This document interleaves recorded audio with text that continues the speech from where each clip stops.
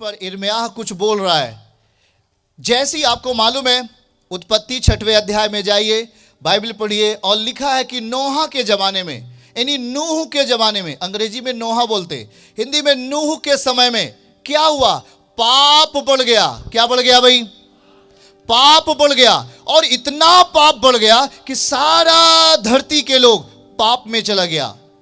पूरे धरती के लोग मनुष्य का बलि करने लगे, बेविचार बढ़ गया, हत्या बढ़ गया, पूरे धरती पर अंधकार छा गया, सारे लोग स्वार्थी हो गया, लोभी हो गया, सारे लोग गुनाह और पाप में जीवन जीने लगे। पर एक फैमिली है, जरा ध्यान से सुनो, एक परिवार है, बोलो एक परिवार है जो धर्मी है।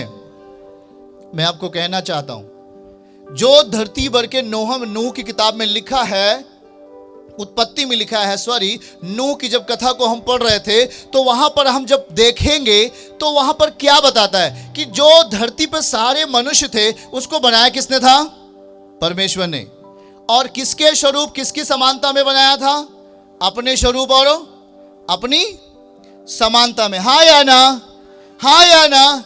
पर उसमें से एक परिवार धर्मी ठहरा जिस पर परमेश्वर ने भरोसा किया, विश्वास किया, और सारे लोगों पर उसने भरोसा नहीं किया। मालूम क्यों? क्योंकि वो पाप में थे।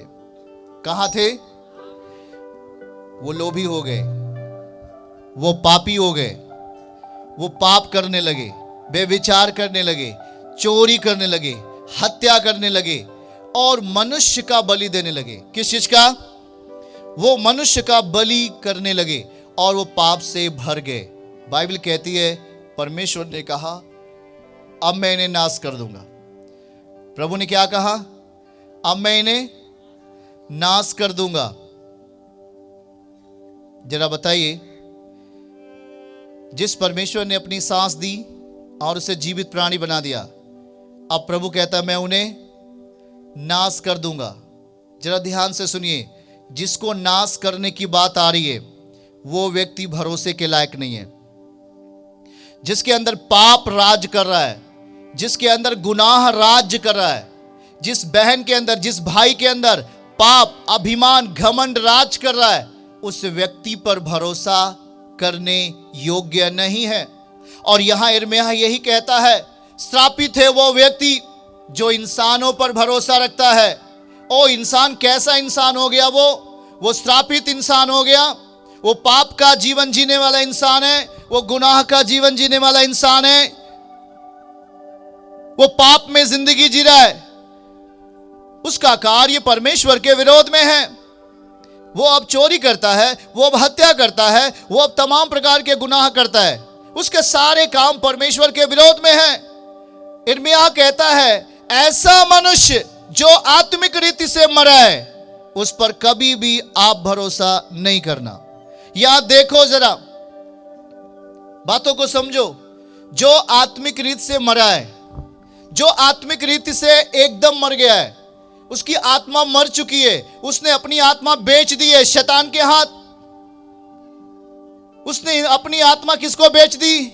शैतान को बेच दी, दुष्ट आत्माओं को दे दिया और शैतान के साथ में कंप्रोमाइज कर लिया, शैतान के साथ मेज पर बैठता है। ऐसे लोगों पर यिर्मयाह नबी कहता है भरोसा नहीं रखना, नहीं तो आप श्रापित हो जाएंगे। बाइबल आपको सचेत करती है मेरे प्रियजनों, आपको हमेशा सचेत करेगा। किस पर आप भरोसा रख रहे हो? वो व्यक्ति जो व्यभिचारी है, जो पाप करता है, आप उससे अपना काम ले रहे हो? जो पाप करवाता है उस पर आप भरोसा रख रहे हो? जो चोरी करता है उसको अपना अगुआ मान रहे हो? आप गड्ढे में गिरोगे। बाइबल स्पष्ट कहती है वो श्रापित हो जाएगा वो व्यक्ति। और दूसरा, बाइबल कहती है और उसका मन हटेगा। लिखा है जिसका मन यहोवा से भटक जाता है, जिसका मन, जिसका हृदय परमेश्वर पर से हट जाता है, वो कहता है कि वो निर्जल और निर्जन और लोचनाई भूमि पर बसेगा और भलाई कभी नहीं देखेगा। संसार में भलाई नहीं। मैं बोल रहा था कि संसार शैतान के हाथ में है। बाइबल कहती है, यीशु मसीह यूहन्ना में बता रहे थे, इस संसार का सरदार आता है और उसका मुझ पर कोई अधिकार नहीं। ये संसार शैतान के हाथ में, वो आपको अपने वश में करना चाहता है गलत नीतियों के कारण, वो आपको लुभावनी चीजों को देकर अपना नियम आपको बताता है। शैतान आपको अपने वश में करके आपसे बुरे काम करवाता है, आपके मनों को कब्जा कर लेता है, आपके दिमाग को कब्जा कर लेता है और आपके जीवन को तोड़ देता है। हाँ या ना? बाइबल कहती है कि भरोसा जो मनुष्य पर रखेगा और उसका सहारा लेगा, ये ऐसे मनुष्य की बात हो रही है जो पाप में जीवन जी रहे हैं। ये ऐसे मनुष्य की बात हो रही है जिसने खुदावन परमेश्वर पर विश्वास नहीं करते, अपनी मर्जी से चलते, गुनाह करते, पाप करते। प्रभु कहता है ऐसे लोगों पर भरोसा नहीं रखना। वो लिखा है वो श्रापित हो जाएगा। ऐसे लोग श्रापित हो जाएंगे जो ऐसे व्यक्ति पर भरोसा रखेंगे जो गुनाह करता है, जो पाप करता है। प्रभु कहता है तू मुझ पर भरोसा रख, मैं जिसके भीतर हूं उस पर भरोसा रख। आमीन। धन्य है वह पुरुष जो यहोवा पर भरोसा रखता है। आमीन। धन्य है वह पुरुष जो यहोवा पर भरोसा रखता है। नूह बोल रहा था मेरे प्रियो बदल जाओ, बदल जाओ, अभी भी टाइम है आपके पास, बदल जाओ, अभी भी मन फिराओ और यहोवा पर भरोसा रखो, नहीं तो वो 40 दिन और 40 रात इस धरती पे वर्षा करेगा और धरती नष्ट कर दी जाएगी। सचेत हो जाओ, सावधान हो जाओ। लोगों ने मजाक बनाया जैसे आज आपका मजाक बनाते हैं। हाँ या ना? आप बोलते हो पाप मत करो नहीं नरक में जाओगे, वो आपके ऊपर हंसता है, हंसेगा। और प्रभु ने कह दिया ये अंतिम दिनों में जब ये घटना होने लगे तो जान जाना कि मेरा आगमन अब निकट है। सोच लो, शैतान कमजोर है पर उसका सामना करने के लिए हमें कमजोर नहीं होना। शैतान हारा हुआ है पर उसका सामना करने के लिए हम अपने जीवन में हार की मोहर नहीं लगाएं। और ना यीशु मसीह ने सारे सबको हरा दिया, अब क्या करना है भाई, अब तो केवल बैठना है, प्रार्थना उतना नहीं करनी है। आप हारोगे, समझ रहे? अभी मैं आने के पहले कुछ बातों को देख रहे थे दुष्ट आत्माओं के बारे में। दुष्ट आत्मा कभी नहीं चाहती आप उसका वचन सुनो। दुष्ट आत्मा कभी नहीं चाहता आप परमेश्वर के वचन सुनो। दुष्ट आत्मा कभी नहीं चाहता आप यहोवा के वचन सुनो। वो हमेशा चाहता है आप बुरे काम करो। वो हमेशा चाहता है आप बुरे काम करो। जानते हैं क्यों? शैतान जब आप नींद, आपकी आंखें बंद होती हैं वचन सुनते समय, आपका मन भी बंद हो जाएगा। जब आपकी आंखें बंद होंगी नींद में, तब आपका मन भी बंद हो जाएगा। कभी देखा है कि नहीं, परखा है कि नहीं? आप अगर आप बगल कितना भी लोग बात करते रहे, अगर आप सो जाएंगे उनकी बात आप नहीं सुन पाएंगे, क्योंकि आपका मन, आपका विवेक भी शांत हो जाता है। और शैतान इसी का सहारा लेता है। आप जब चर्च में होते आपको नींद देता है, आप वचन न सुनने पाओ। आंखें खोलो और शैतान का सामना करो। आमीन।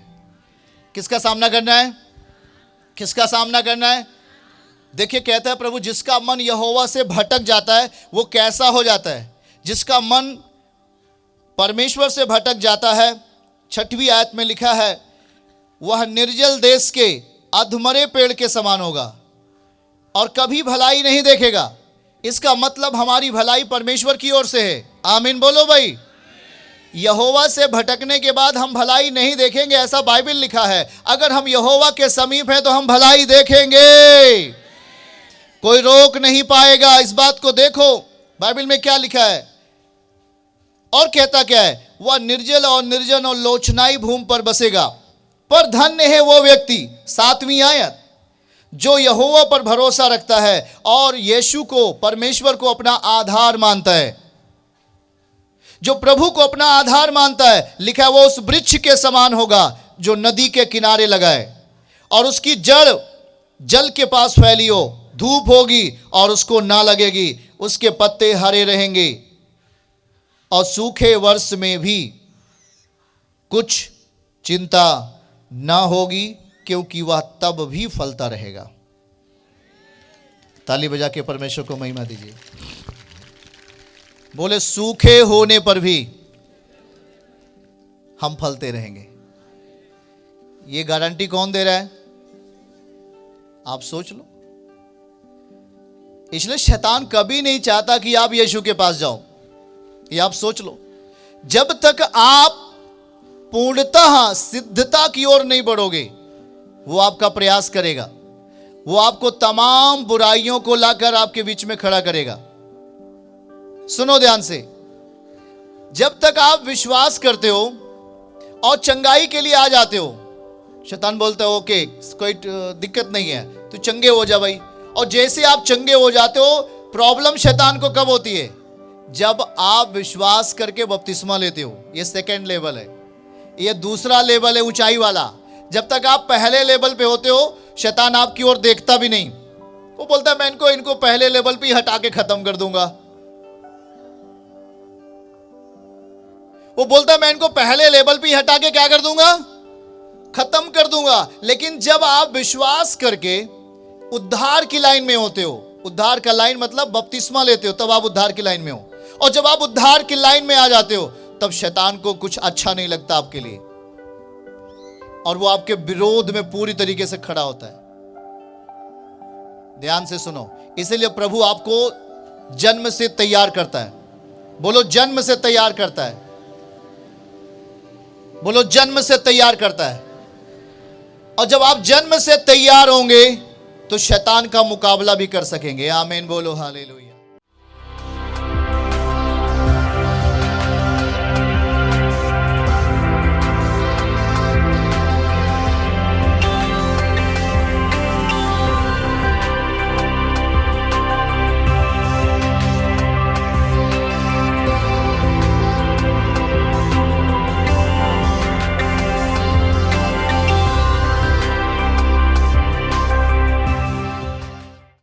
यीशु आश्रम मिनिस्ट्रीज की हर लेटेस्ट अपडेट को पाने के लिए हमारे YouTube चैनल को सब्सक्राइब करें और नोटिफिकेशन पाने के लिए बेल आइकन को जरूर दबाएं।